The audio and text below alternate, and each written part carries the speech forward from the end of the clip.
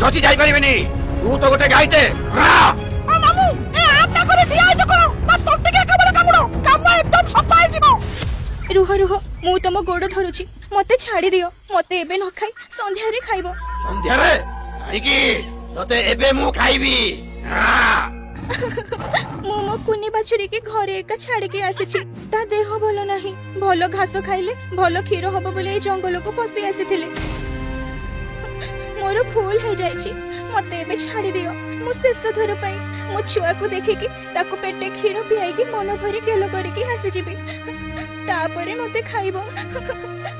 আরে বাপ নিজেকে বেশি চালাক ভাবুଛୁ নাই ঘরে গলে তু ଆଉ ଆସିବୁ তু ଆଉ ଆସିବୁନି।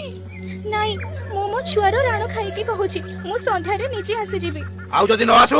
ଯଦି ସେ ନ ଆସେ ତେବେ ୟା ଘରକୁ ଯାଇ ୟା ସହ ୟା ବାଛୁରୀକି ବି ଖାଇକି ଆସିବା।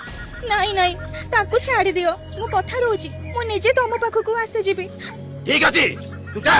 ଆଉ ଯଦି ନ ଆସୁ ଆମେ ଯାହା କହିଲୁ ସେୟା ହିଁ କରିବୁ। ମୁଁ ଆସିଯିବି।